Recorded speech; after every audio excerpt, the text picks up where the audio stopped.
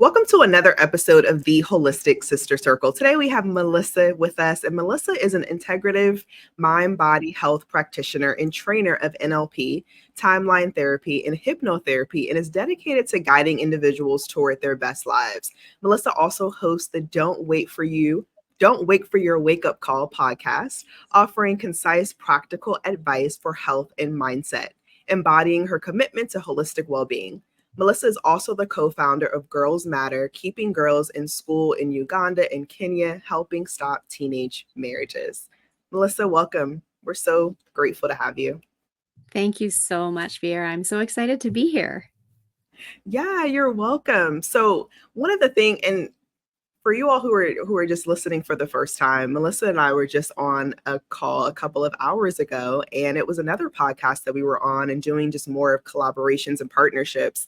And one of the things that I would love to ask just to start us off is when it comes to collaborations and partnerships and just the work that you're currently doing right now, you are wearing so many different hats in this space. What are you most passionate about through these collaborations? I am most passionate about the people that I get to meet along the way. So much of who we are and how we show up in the world is because of our frequency level. And that frequency level is impacted by the people that we choose to hang around. And all of my collaborations just lead me to these incredible human beings that raise my vibration, and together we all lift each other up. And that's what I'm most passionate about. It not only the work we do, of course that's important, however, just being able to elevate together and raise each other up is so powerful. Oh my gosh, that's so true. And of course, that was one of the things that we talked about earlier as well, just the power of community and networking. And I know a lot of the ladies here can also relate because this is something that we talk about all the time. How can we continue to grow? How can we help each other? And what does that process actually look like? Because at the end of the day, there's room for everybody at the table. We don't Yeah. need to fight each other to try to get the number one spot because we're all different and we're all unique. Can you share with us just a little bit about your story and your background, just some of the things that I didn't cover that maybe haven't even reached the internet yet? So to do a big, like an overview, but go way back, I'm actually born in Australia, raised in Japan. So I spent 11 years in Japan, finished high school, university in Australia, and then went off traveling around the world for 2 years. And I was very fortunate, even as a young child, at the age of 6 years old, I was studying the country of Micronesia in grade 1. And my parents were like, where should we go on summer vacation? And I kept coming home from school talking about this island of Truk, Truk. And they're like, let's go there. So at 6 years old, there I was in this place called Micronesia on the island of Truk that was so small that my 6-year-old legs and my brother's 4-year-old legs were able to walk around the circumference of the island in one day. And that was my first insight to life in a third world country. And from that moment on, all of my travels, I very often frequented third world countries, and I saw the different living standard. But what I also saw was how much joy they had in their life, how they would give you the shirt off their back, even when they had nothing else. And yet, I also knew from the world that I lived in that there were so many people that didn't have joy, and yet they had so much stuff. And buying more stuff they thought would make them happy. And so I learned at a very young age that money doesn't buy happiness, and there's so much more to life. And I'm really, really grateful for that. And the other thing, and I know this is going to sound crazy, is when I was 13 years old, my father passed away suddenly. And I was the oldest of 4 kids, and my youngest sister was only 3. And everything is happening for us. I talk about this all the time. And in the moment, that was very tragic. And yet I look back at that with a semblance of gratitude, because I wouldn't be the person I am today if I didn't go through that. I have gratitude that I got to know my father for 13 years versus only 3. And I also have gratitude because going through that experience really taught me what matters in life.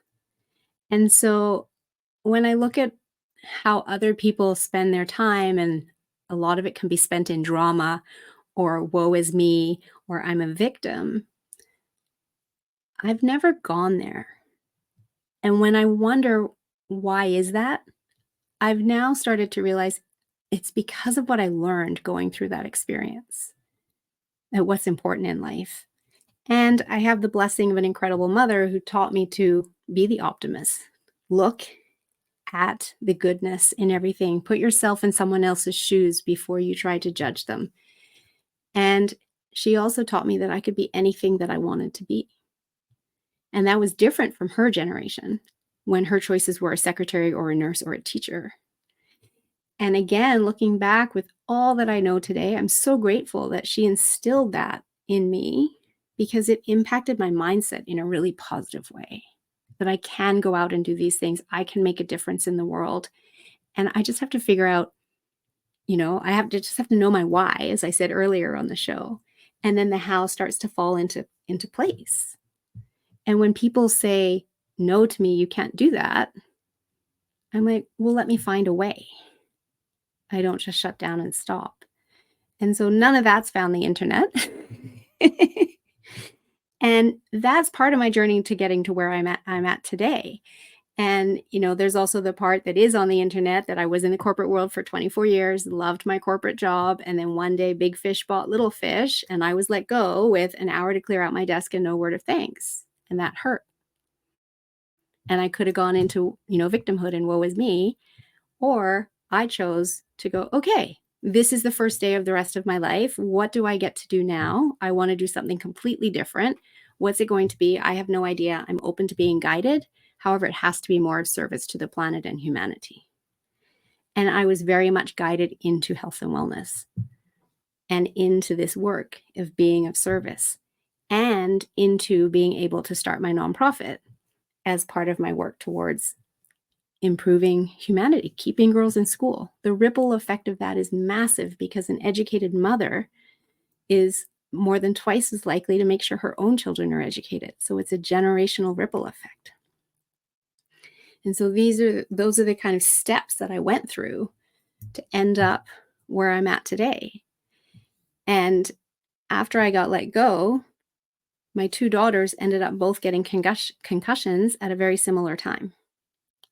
And I wasn't working full time, so I started going to their appointments with the physical therapist with them and guiding their healing journey. And that was my first foray into that because I knew they couldn't go to the appointments and then come home and tell me what they were told to do because, of course, the healing doesn't happen at the appointment. It's the steps you take between the sessions in order to remind them to do it. So I went with them. And then I'm in a small town, so people knew our story. Other people started asking for help and advice with concussions in their families. And then I was invited to work in a clinic. And I wanted to do that and help people. And I couldn't because I couldn't get insurance because I didn't have a certification. And that's what sent me back to school. And I started in health coaching school. And I loved it. From the moment I got there, I was like, wow, this is my passion. This is my purpose. This is what I'm supposed to be doing. And how is it that I'm in my 40s and I don't even know this about my own body? What if I could share this with other people? And so that's where down the road, the podcast came from that idea as well as just sharing those little action steps people can take on their health journey, which I'm sure in this circle, all of you are very familiar with. And then I was introduced to the Integrative Health Practitioner organization where I could run functional medicine labs to see inside someone's body what was going on, what were their deficiencies in minerals and vitamins, what were their toxicity levels, what were their imbalances in their hormones and their inflammation levels, so that we could rebalance all of that, get to the root cause, and their body would start healing itself. And then from there, again, the universe always gives you what you want, right? I'm sitting there wondering, how come some people can take my wellness plan and follow it to perfection and get really great results? And other people, they start with the best of intentions and then they just get stuck and they fall off and they're beating themselves up and they don't know why. So I was wondering that in my head. And then I had a naturopathic doctor reach out to me through LinkedIn And we had a coffee chat, and she started talking to me about the world's most powerful mind-body tools, where we could work with people to actually rewire their childhood programming, rewire the neurology, because that childhood program is what was getting them stuck. That was like, oh, I got it now. So we rewire that, which we can do with grace, with ease, so that they can actually move through and get the results they want. Because really, whose 5-year-old is qualified to run their life? And there's a lot of people that still have their inner 5-year-old running their life. And so that's been the journey. And when I found these tools and I saw how effective they were and how gentle and yet powerful, I just wanted to share this with the world. So I kept going to become a trainer so that I could train other practitioners, other people who are maybe looking at going into counseling and then going, wait a minute, I don't want to do 3 more years of school. I don't want to spend hundreds of thousands of dollars. How else can I get the tools I need in order to be of the utmost service to people who need it? And right now, there's a lot of people with a lot of trauma, and we can release it without them even having to talk about it, because the unconscious mind already knows what happened. We just need the learnings, and we release the stuff down emotion, and we set them on the path to their magnificence. And it's been an incredible journey getting here. And I'm so grateful for every step of the way. Wow, that's incredible. And for me, I'm just so grateful that you're even sharing this portion of your life with us, just starting off with your dad and losing him at such a young age. Do you feel that that had any, do you feel like the relationship with your dad, did it help or hinder you in any way from reaching these next levels of success within yourself and within your business? And I'm asking this question because I know a lot of our ladies too, sometimes they may not have a father figure in their life. And, you know, just as our moms are important, our dads are so much value, they're just as valuable. And sometimes with that comes just different decisions that we may have would have made, we may have had made or may have not made. So I would just love to know, how had that experience helped or hindered any area of your life moving forward? So, what I really tapped into very soon after my father died was a spiritual side of me that I really hadn't known was there. And what I mean by that is, I felt for years like I carried him with me on both shoulders. He was just always there. And if I had a decision that I needed to make and I didn't know how to make that decision, I would check in with him to Mm. help me in that decision making process. And I just kind of naturally fell into that. So even though he wasn't physically with me, I felt his presence and his support. When I got into the corporate world, and then by then I was an adult too, I was 22, 23 when I got into the corporate world.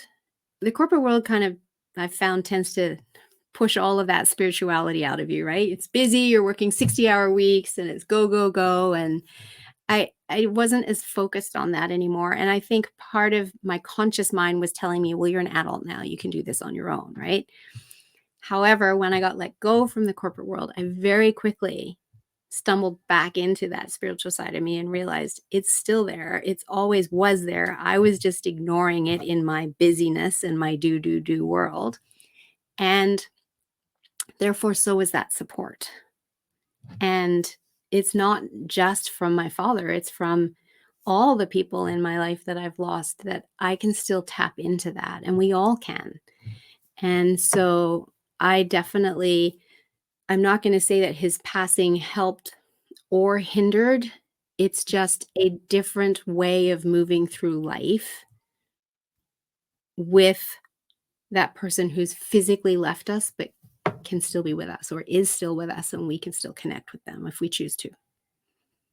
Yeah, I certainly love that. And one of the things that really tie into this too that you were just talking about was with your dad, with the people that you've had in your life, whether they had passed at an earlier age, or just the things that you went through with your children, just the amount of collaboration and support that really is needed to get a dream going.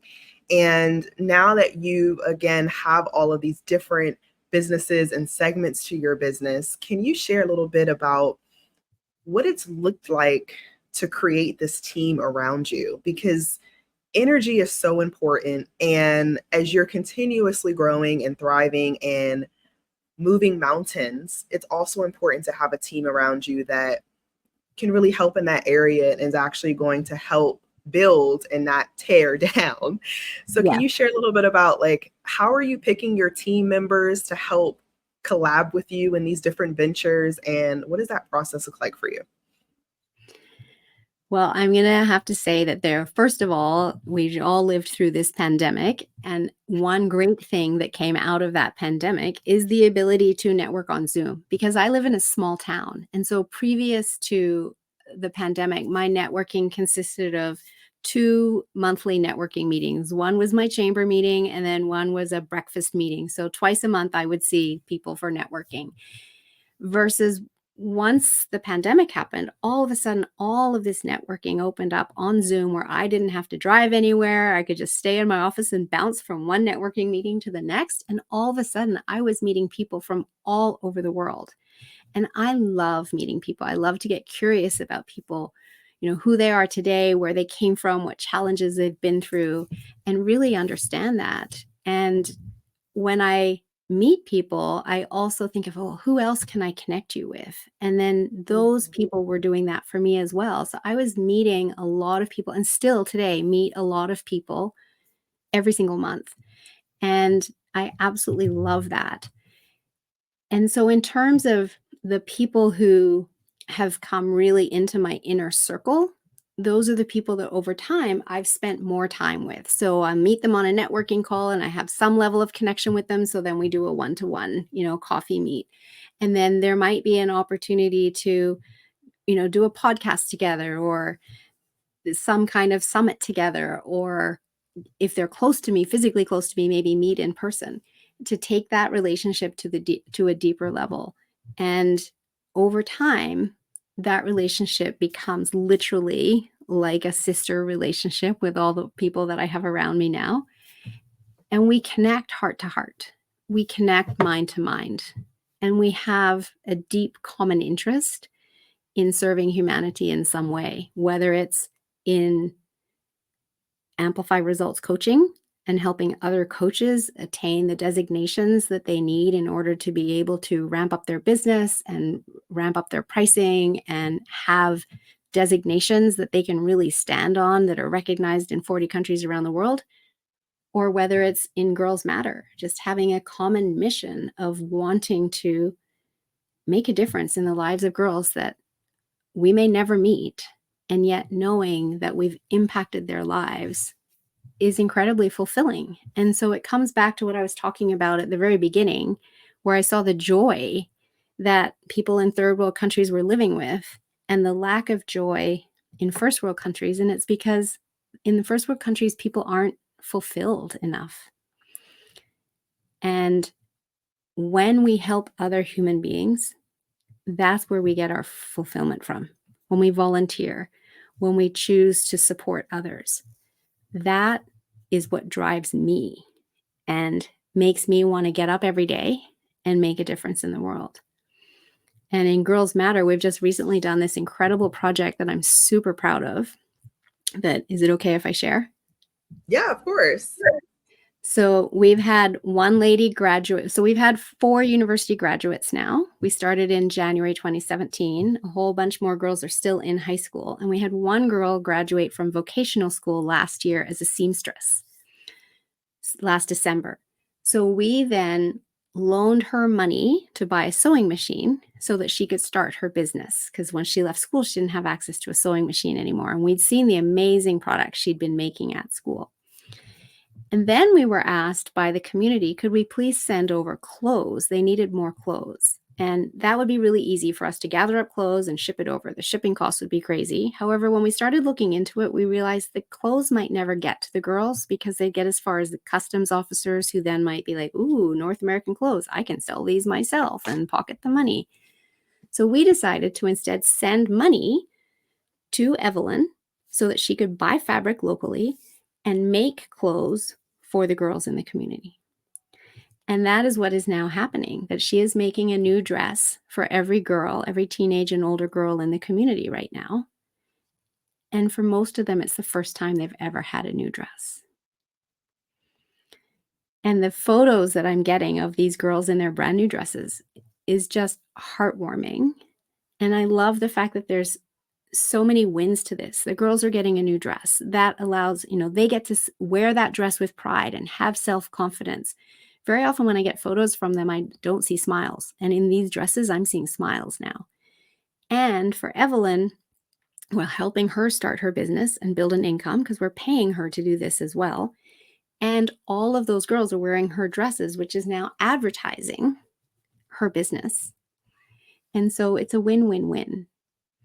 And that's the type of work that I love to do and that gets me up every day.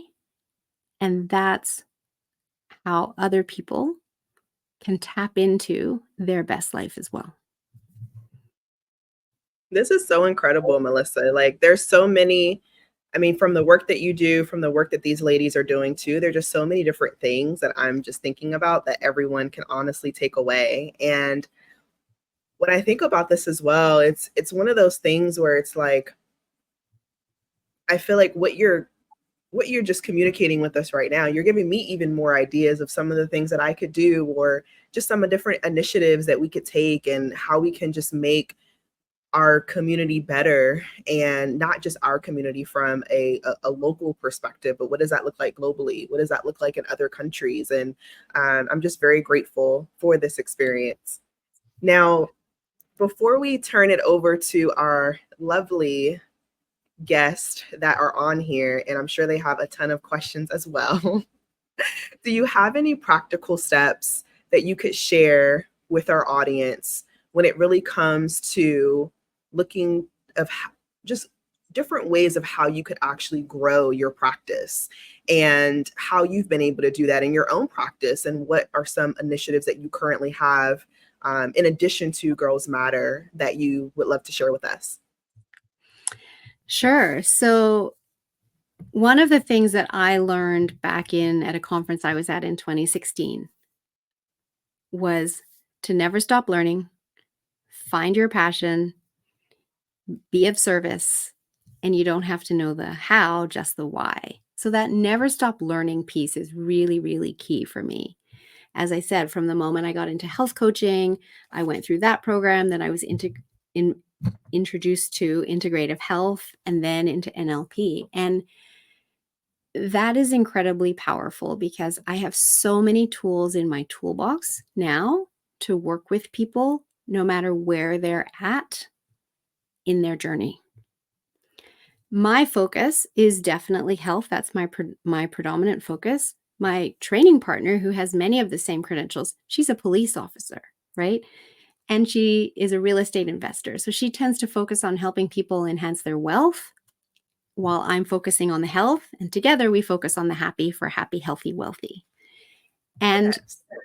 so it's all about, you want to get the training that you need for whatever it is that you want to deliver, and practice that and do that really well. But don't think that's the end, because there is always more. And are there better ways of doing what you're doing? Because we're learning so much about the mind right now as well. And be open to that. Be open to new learning. And so that's one answer to the question. Another really pivotal piece is understanding, who are you serving? And I know we've heard that before, and it was something that I heard for a few years before I really nailed down that avatar. And so speak to that one avatar. We have to get really precise so that that person knows, oh, she's speaking to me. I want what she has. When we try to speak to everybody, because we can all serve everybody, your messaging gets lost. And so, as hard as it is, and it was really hard for me to do this because I did really want to serve everybody, narrowing down your avatar so you're speaking to one person still allows others to come in. And it took me a while to figure that out. So, those are two key points in being able to expand and build your business. And the sooner you nail that avatar, the sooner your business starts to take off. I love that. Well, thank you so much for this. This has been super beneficial and just really getting to know your story a little bit more, your background, and just, how you've come to what you do today. So I certainly appreciate that. And now what I'll do is I'm just going to open it up for part 2. So this will give some of the ladies that are on the call now what I would love for you all to do one at a time. You're more than welcome to turn your cameras on as well. But if you could just share with Melissa what you do and who you serve, we can start there, and then we'll go around and start asking questions from there. So she just has a better idea of what you're doing right now.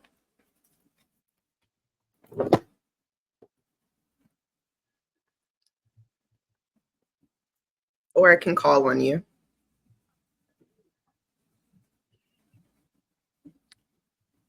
Okay. Deja, you're top right. Tell us what you do and who you serve. I knew you was gonna call on me first. um, Hi everybody. So what I do, I usually refer to it as somatic arts. So I love to do arts that have to do with the body, tapping into the senses, expressing the senses, the experience of sensuality, through dance, through photography, through shibari. There's really like all the things, and anything that just feels beautiful and like a beautiful expression of the body. My work is primarily focused on women and girls, but I feel like once I start getting into it, I end up touching a little bit of everybody. But that's just like my starting place. Awesome. Thanks, Deja. You're welcome. All right, Shan, you're up. Similar. I knew you were gonna give me a call next. Um, so my name is Shanteria, but I go by Shan. Um, I am a yoga teacher, a 200-hour yoga teacher. My day job is I am a home health private duty nurse. Um, my specialty is high acuity pediatrics. And I use my yoga pretty much with my patients as well. So stretching, breath work, um, just connecting mind, body with breath. I'm currently at work, so if you hear my patient in the back, she's a little 6 months old, so she's talking and doing all kinds of stuff. But I guess my main thing right now is finding, I guess, my audience and my niche. Trying to understand like where I want to go with it and what demographics I want to really zone in on. Um, I'm branching more out into different communities, so therefore I'm trying to incorporate it all in a way that makes sense. So Beautiful. that's me in a nutshell. Thank you. Okay. Oh, Metzley, I didn't even have to call on you. Let's read Metzley's and then we'll move on to Tammy. So Metzley said, I can't talk, but my name is Metzley and I am an empowerment coach and I help multi-passionate entrepreneurs step into their power so they can share their gifts with the world. I do this with helping them identify the roots of blockages they experience, not taking action, feeling stuck, engaging in behaviors they don't prefer, or experiencing emotions that keep them from taking action and dissolve them. This is so they come home to themselves. a lot of the work that she does, Melissa, it was a lot of what your partner does as well. I actually have done a couple sessions with Metzley too, just from a streaming perspective. I was telling her how I felt like I had so many different blocks when it came to just streaming and being online, and we were able to just uncover that and figure out where the root. And there was a one time I was like, we should record this. And as we started recording, I started crying, and I was like, never mind. She's like, I was like, just cut the camera off. So no, that's awesome. And then Tammy, will have you share. I hope you're well. It's been forever. I feel like since we've seen each other. Oh, I can't hear you. I don't know if you're muted or what, but there's no sound.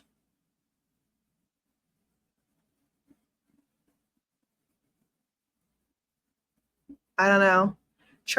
Maybe try to come out and come back in and see if that works, and then we'll just skip for the time being until she does that.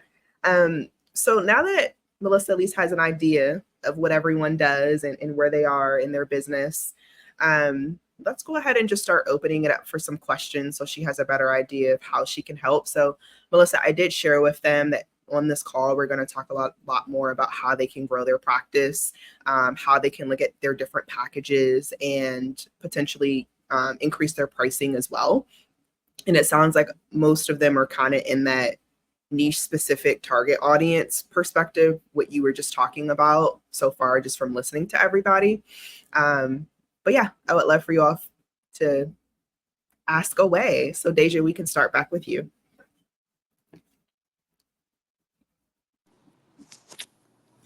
I don't have a question right now. All good. Cool.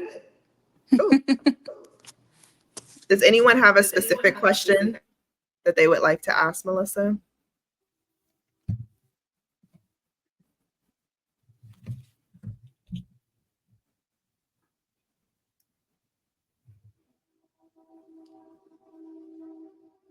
Oh, wait, let's see. Can we hear Tammy? Can you hear me now? Yes, we can hear you. Well, thank you. Hi, Melissa. Thank you. And thank you, Veer, for having me and inviting me to this. This has been great. I am a soulful business alchemist, AKA the Biz Fairy Godmother. Love And it. I help entrepreneurs, solopreneurs, mompreneurs, all basically the preneurs and small business owners strengthen and streamline their business foundations for ultimate success.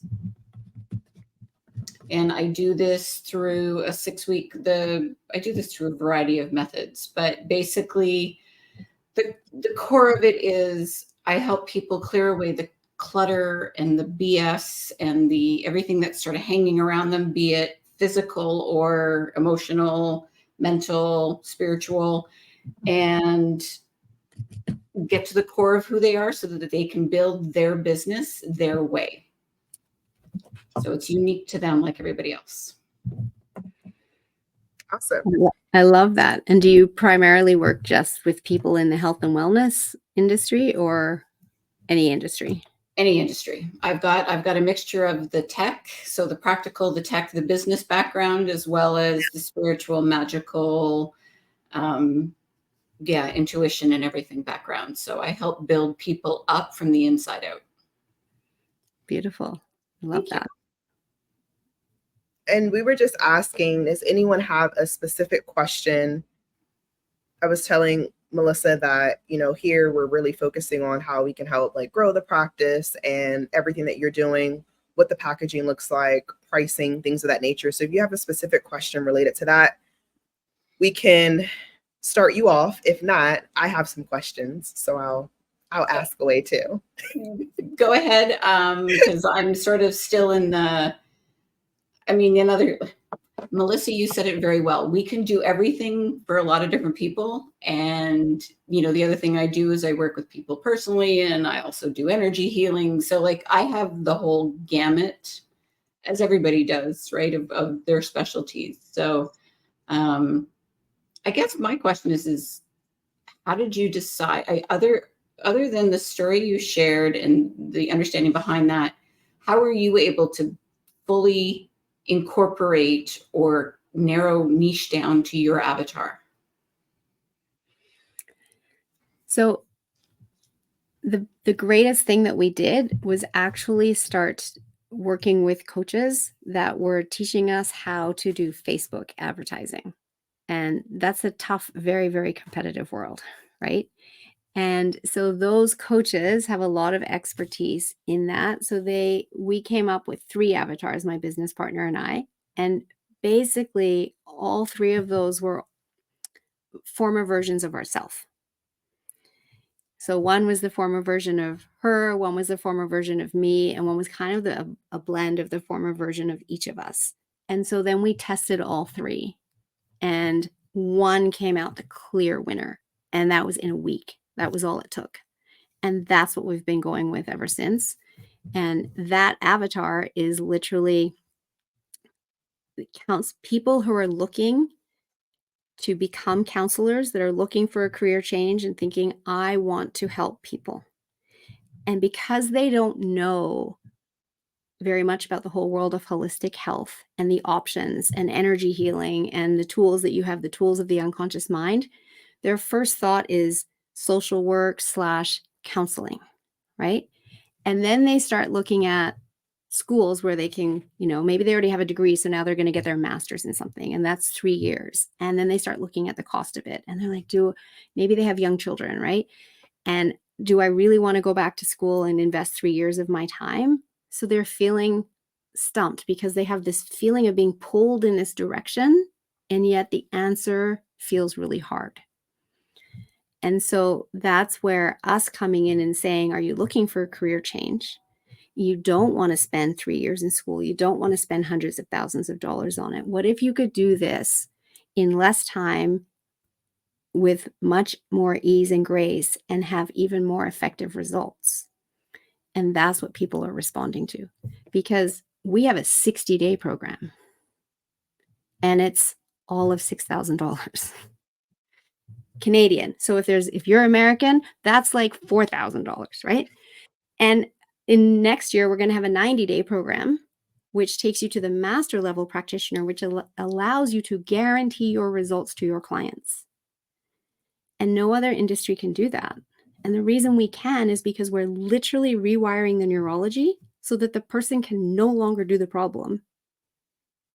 And that's how we can guarantee the results. And that's in 90 days. And now you're getting 8 designations, because you're getting your practitioner level 4 and you're getting your master practitioner level 4, plus additional courses that we throw in and support that we have throughout as we develop that neurology for you as well.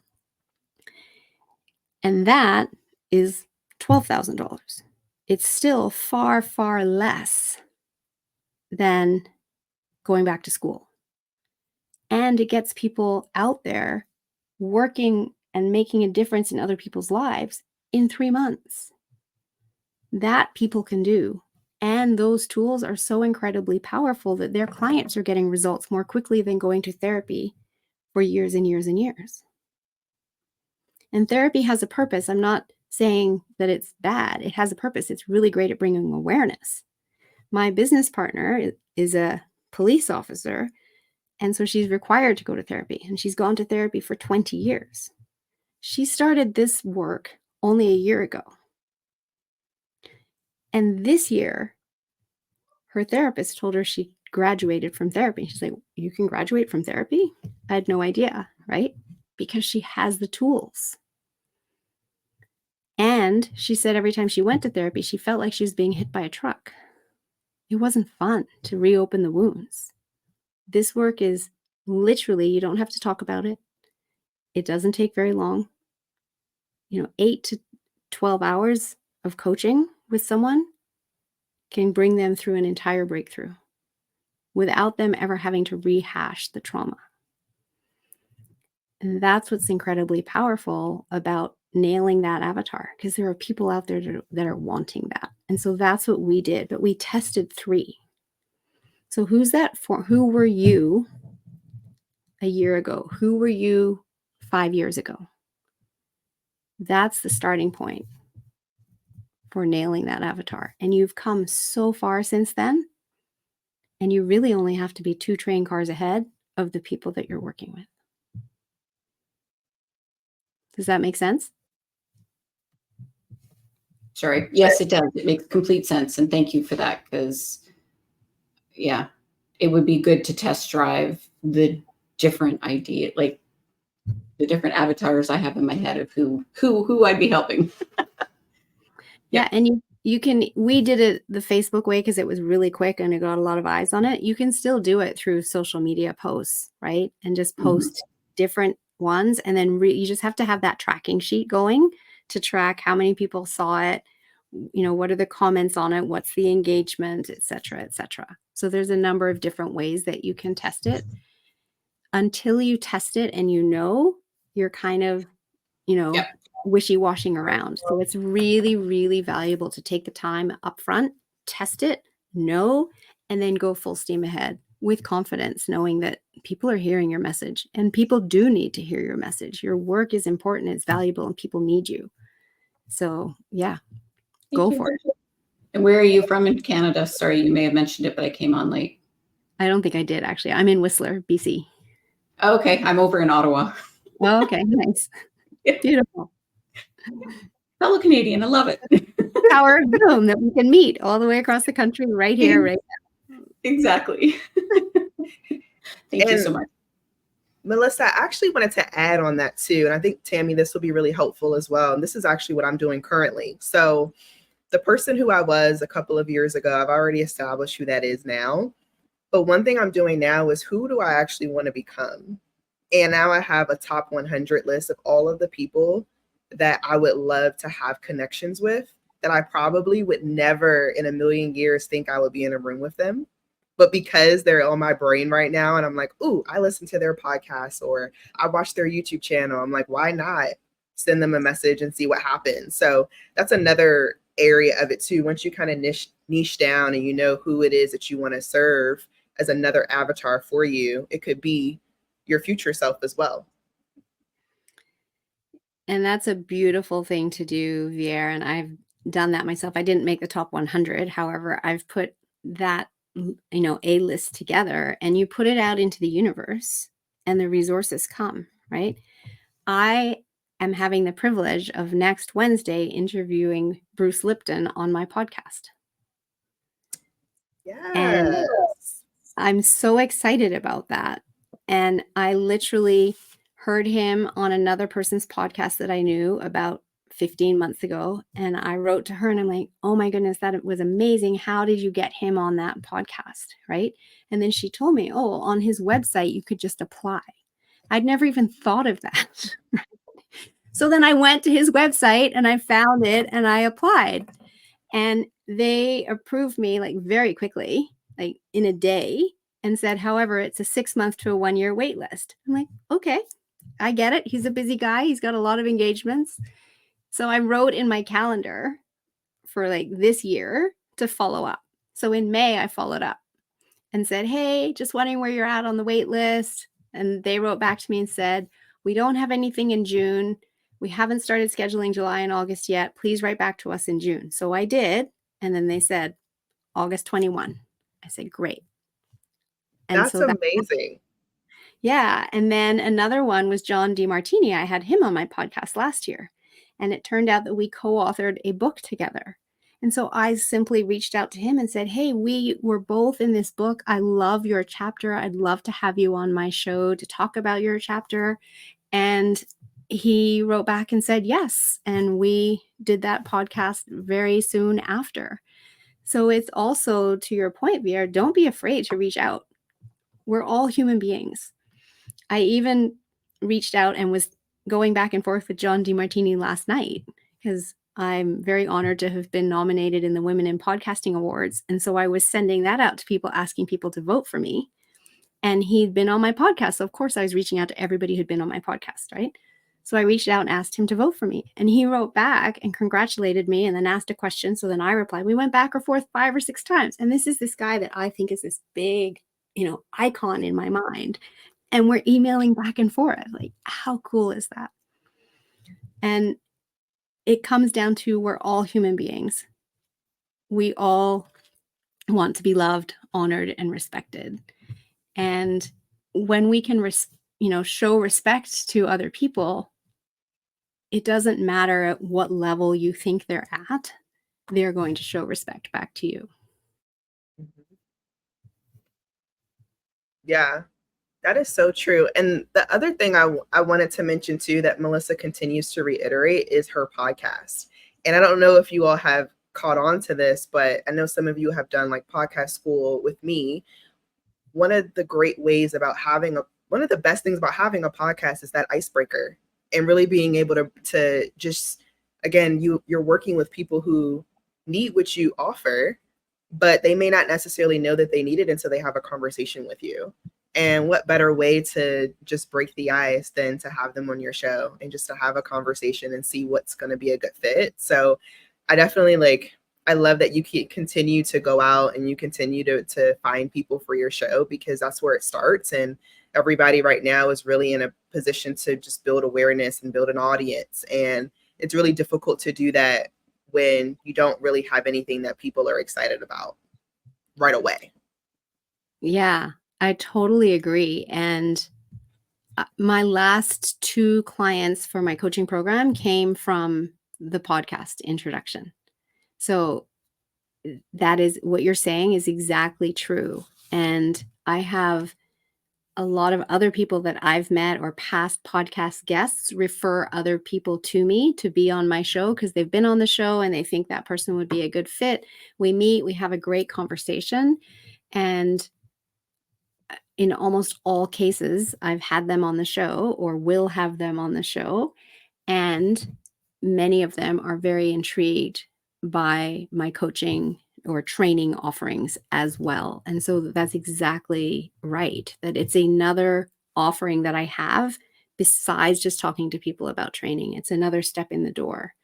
And I love my podcast. I love putting the content out there because it's all about holistic health and sharing stories of inspiration for people on other people's healing journey. Because I'm a true believer that if you're in a health crisis, if you can hear a story about somebody else who's healed themselves, then automatically you know that you can heal yourself too. You just have to hear one story of somebody else who's healed themselves. And that nocebo effect from doctors is so powerful when they give you 3 to 5 years to live or whatever it is, or that you'll never walk again. I hate all of those things that come out of their mouths because those are all limiting beliefs they're putting on you.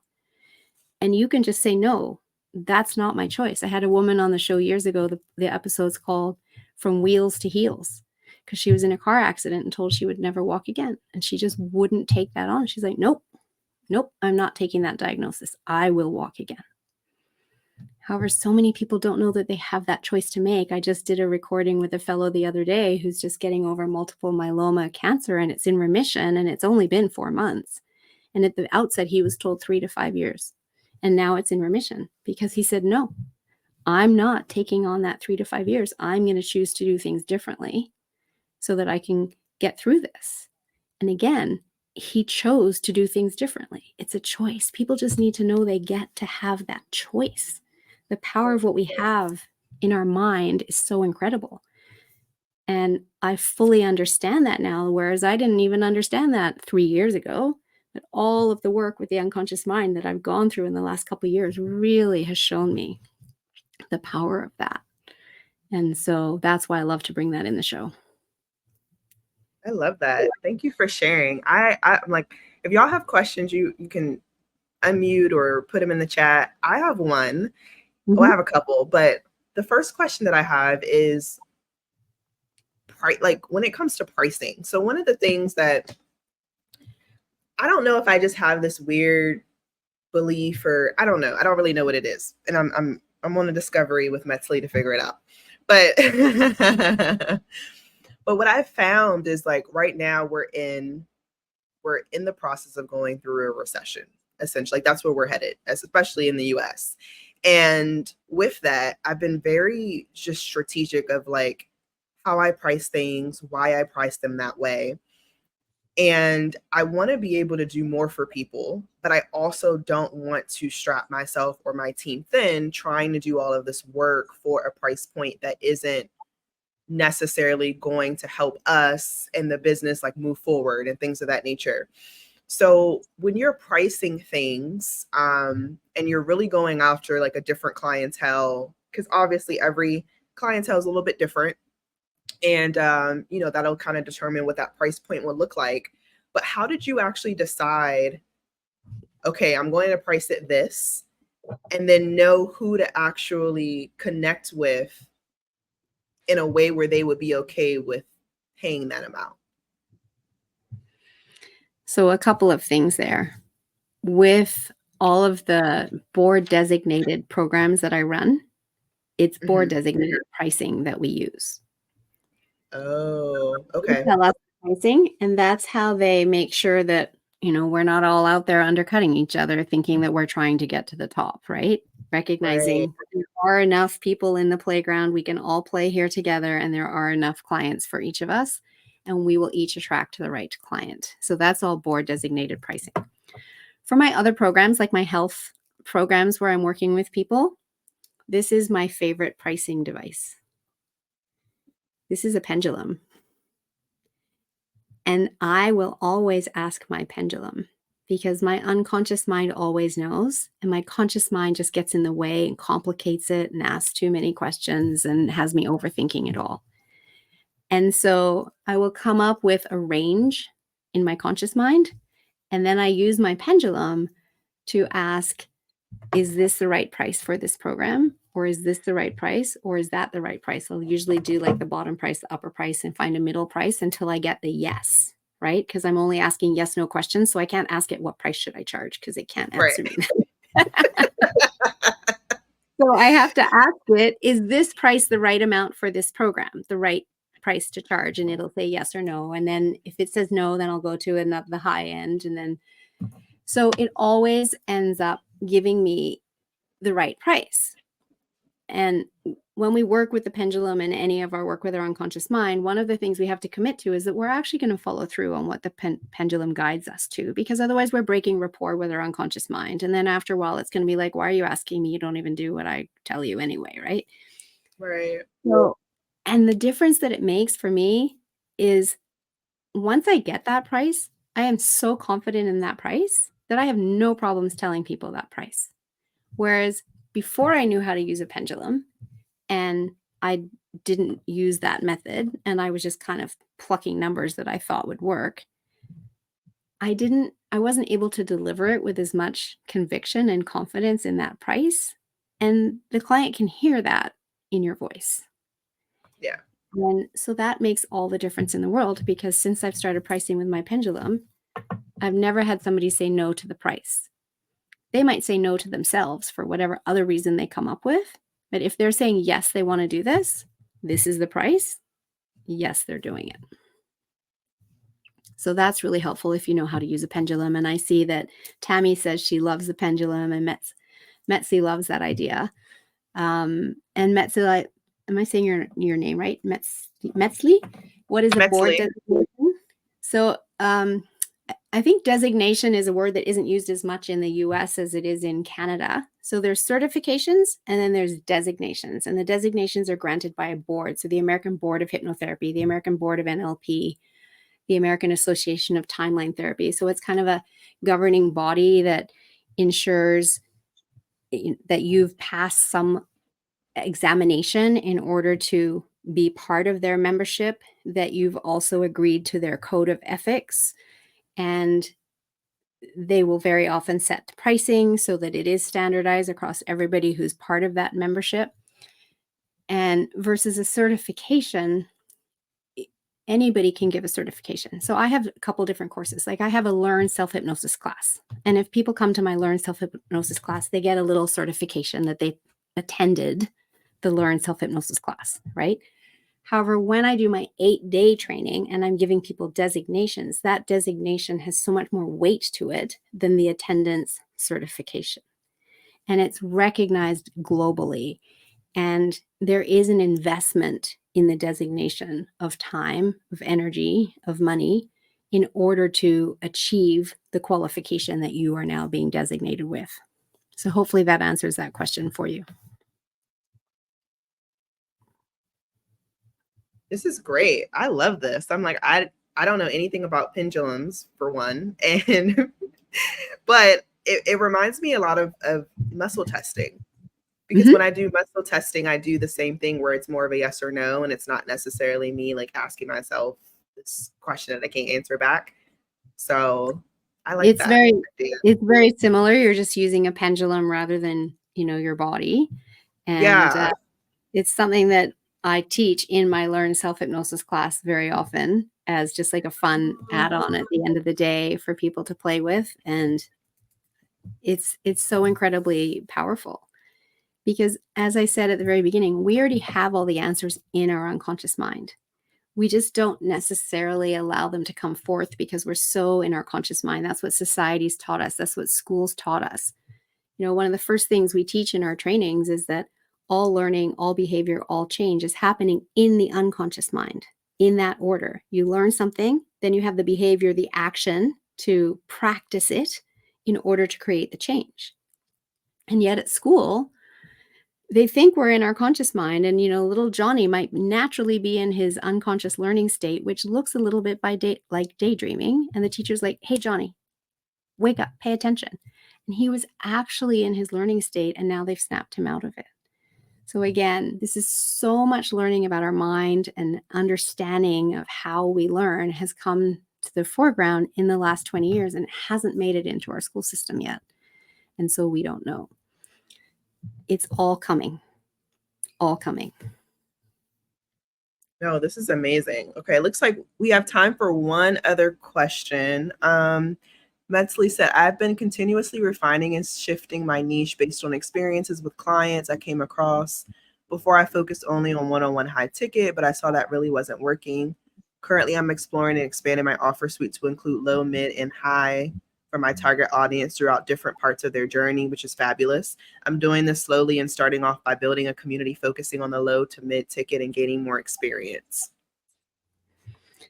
That's beautiful, Metzley. And what I've learned and what I train in is creating that pyramid, right? So down the bottom, you've got a whole lot of low ticket people. And at the very top, you've got your high ticket offer.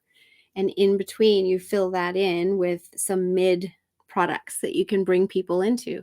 And so that way you can offer something to everyone that is your avatar, regardless of what their investment level can be. And for some people, they're going to come in at the low end, and they're going to feel like they need to take longer to get to know you and to trust you. And then as you build that relationship, they're going to just fall in love with you, and they're going to go through every step of the way. And that's awesome. And there's other people, though, that will come in right at the top because they just right away know that you have exactly what they need, and they don't want to mess around with time of all these other things first. They're just going to go straight there. So I think you're on the right path with your low, mid, and high, and having that, pyramid. And then just kind of as you budget your year, figure out, okay, how many high ticket offers are going to get me where I want to go? How many low ticket and how many mid range am I aiming for? I love that. Thank you. And let me know if you can't hear me. Sorry, I'm a little sick. But and I appreciate that as well. One of the questions I have is more so on connecting with. So I feel like what I have in my mind is like, show people what they want to see in a sense.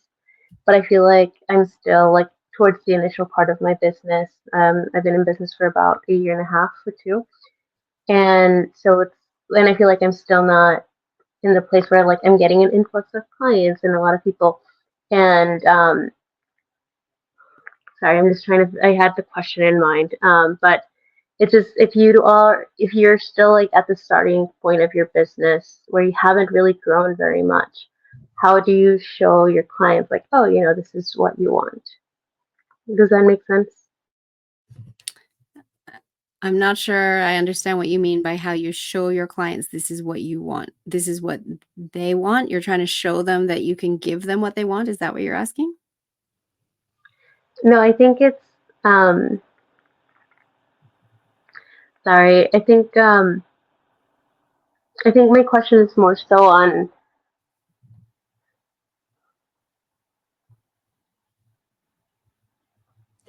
sorry, never mind. I feel like I lost my question. I feel like I can help you mentally. I feel like I understand what you're saying. So basically, what it sounds like is she just needs a better lead magnet. She's having a difficult time like getting people in Mhm. to even have a conversation, to even know if this is something that they want or not. And I know one of the things that we've talked about that we continuously do are we collab, we partner, we podcast.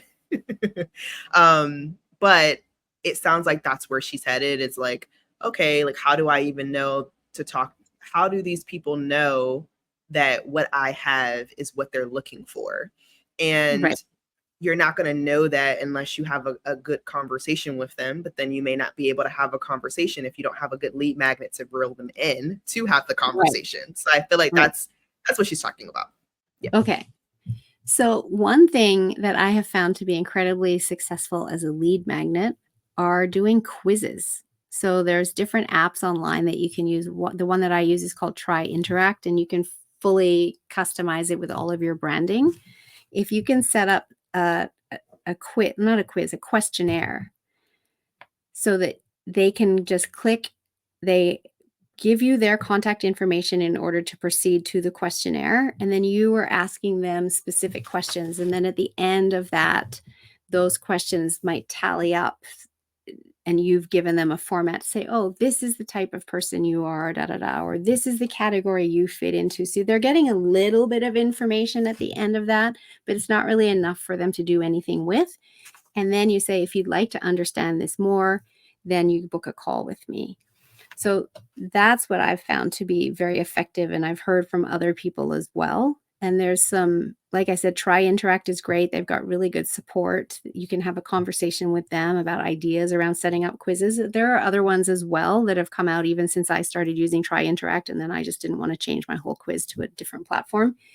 That you can look at, because some of them, like, they already have a template made for you. Like there's health and wellness quiz templates. So my one that I use is called Discover Your Toxic Load Quiz. And so people are like, ooh, what's my toxic load? Wait, what do you mean I'm toxic? Wait. And the whole purpose of it is for them to see that some of the symptoms that they've been ignoring and pushing through, because society's taught us to do that, can actually be alleviated if they start to focus on getting the toxins out of their body. And it's to bring those symptoms to awareness for them to go, oh, I should probably do something about this. As an example, for a lead magnet that I use. Or there's also, you can do now, you can do virtual card decks using, I can't remember the starting Canva, and then you convert it to a GIF or a GIF, however you say that. And so I have suggestions to your unconscious mind. So I have 30 suggestions. So for people that are struggling with their mindset and the way they're talking to themselves, they can do this virtual card deck. They get it on their phone. They download it after giving me their contact info. And then they stop the scroll by taking a screenshot. And then the card stops. And then that's their suggestion to their unconscious mind that they work on all day that day. And they just keep repeating that to themselves as they start to shift the way that they're talking to themselves. And it's just a really fun way for them to start to shift their mindset and get into my world. So those are a couple of examples of cool lead magnets that you could create yourself.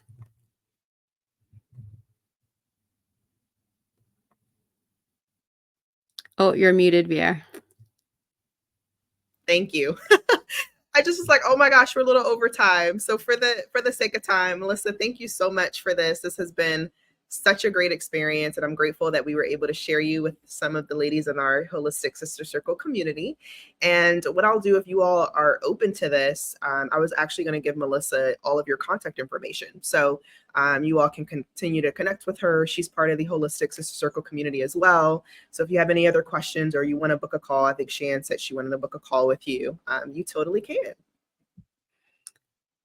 Perfect. Wonderful. Thank you so much. I would love that. And thank you all for being here. It's been great to chat with all of you. And thank you, Viera. It's been such a pleasure to be here and share my story. And I appreciate the opportunity to just let people know more about what I do and the different tools that are available, because you don't know what you don't know. That is so true. Absolutely. And your episode is scheduled to release in September.